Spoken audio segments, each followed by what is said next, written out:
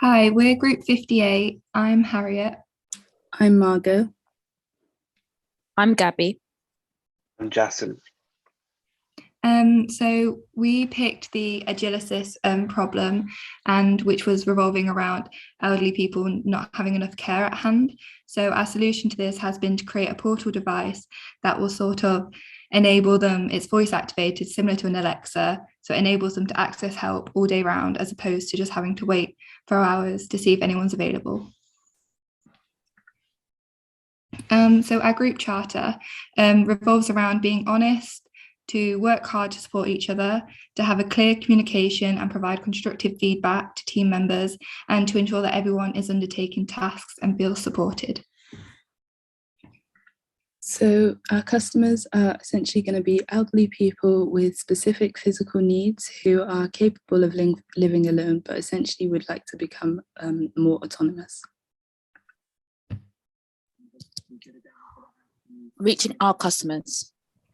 Our key aim for C is older conscious people and possible influencers who live their life comfortably.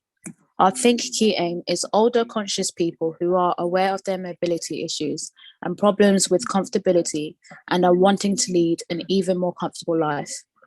Our do key aim is older conscious people who want better mobility and comfortability and are ready to purchase the device. Our care key aim is the elderly who have already purchased the device and sync the device with their praises and good reviews. Social content and channel strategy. Our C social key aim is nostalgic TV adverts showing the other elderly people using the product, using nostalgic songs and other examples. Our think social key aim is have other elderly people who have mobility issues give good information. Our do key aim for social is offering discounts to elderly people over a certain age who are more likely to have mobility issues. Our care social key aim is after purchasing, give further advice on the elderly and other ways that the product can further improve their mobility. Our C content key aim is entertaining/hero content. So Facebook and Instagram posts of impactful images and videos showing how small lifestyle changes tracked with the app can create massive impacts for themselves. Our think content key aim is educational/help content. Have the elderly and their children show what the app is capable of doing. Have different guides and channels advertising and explaining the content of what it can do, such as teleshopping. Our do content key aim is convincing/hub content. Have regular content showing what people are doing with the device and how they use it in their everyday lives. Our care content key aim is convincing content, so testimonials and reviews of the app. Okay, so our value proposition. To start with, we had to look at sort of our customers and sort of the tasks they wanted at hand, which revolved around like cleaning and organizing, support with activities, and support with like taking medication. And our solution to this was having it voice activated so that it wasn't something technological, because a lot of elderly customers like aren't very like technologically savvy. So we thought making it voice activated even meant in an emergency, it was easier for them to access support. And sort of the pains that they wanted to resolve were sort of revolved around reducing the amount of in-person support needed, having support available all day, so like reducing their vulnerability and preventing them from needing to wait till someone was available, as there is a shortage of care staff available, and achieving a higher quality of life as a result. And so with this device and portal, it means that they no longer have to wait for hours for someone to come support them with activities and needs, and it sort of promotes their independence and gives them a higher quality of life. And so like the benefits that they were looking for were like full-time support, security, and like company, like support with activities and like ability to emergency support.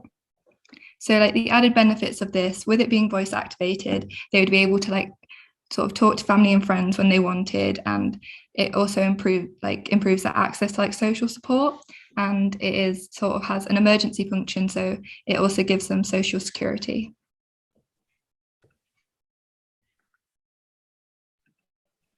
Okay, so moving on to our business plan, we have our customer segment. So the customer segment is elderly people or people at risk that are in need of aid when it comes to their day-to-day activities. Early adopters would be people that are in need of healthcare support right now, but we're not currently receiving it. That might be because there's a backlog in NHS. So the problem we're looking at is that there's an aging population, which results in a increasing demand for home support and care home services. There's currently a strain on NHS, and they're not able to provide support to a lot of people. Our unique value proposition is that there's not many devices right now that promote independent living. So we look to provide one that will be multifunctional. The ones that are available right now solely have one purpose. So solution, a portable device that would automate daily tasks to aid the elderly and vulnerable. And in addition to that, it would also monitor their health. So the channels that this would be available on would be the NHS and private healthcare institutions where they could provide it to the customers or patients, as well as a website, and then TV advertisements and videos on social media to promote it. Looking at revenue streams, local councils may provide up to £1,000 per customer for home adaptations, which could then be passed on to Agilisys. There's also grants available, such as a disabled facilities grant and the Independence at Home grant. HIA also helps customers find schemes that will support them with financials. And last but not least, there may be wealthier customers that may be able to pay outright for a product. Looking at the cost structure, there'd be costs associated with research and development behind the device, as well as materials needed to actually build the device. In addition to that, supply chain costs, overheads at the factory, and possibly wages for workers. And after this, delivery and transport to maybe shops, hospitals. And since it's a electronic good, we'd have to also look into programming the device. And then lastly, after it's out of production, marketing it, and also the maintenance of the devices. So the key metrics we would measure is the weekly satisfaction surveys to see how well the customers are liking the good, and as well as a number of units ordered daily to show how well the products are doing and if customers actually like it.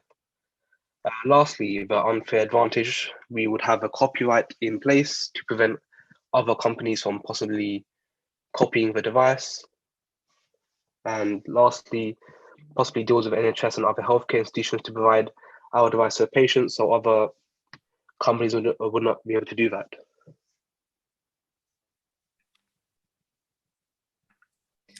So for our minimum viable product, the final product, it's essentially going to be a portable device, and the device is going to have a simple interface that's specifically designed for the elderly in order to help them.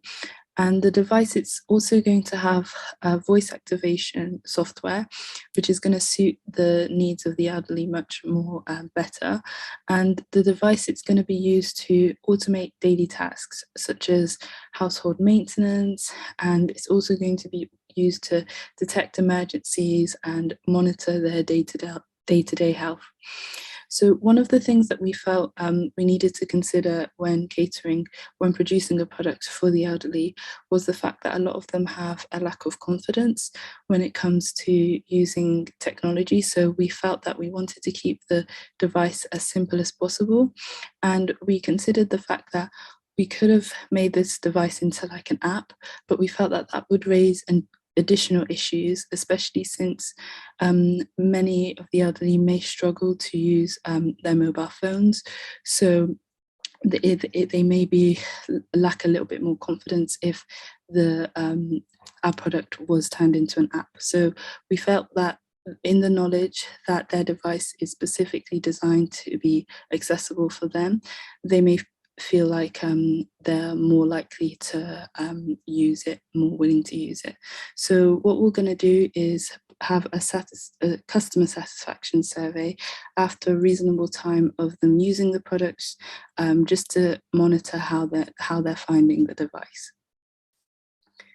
And lastly, for our project retrospective, overall, we found that our team worked really well together.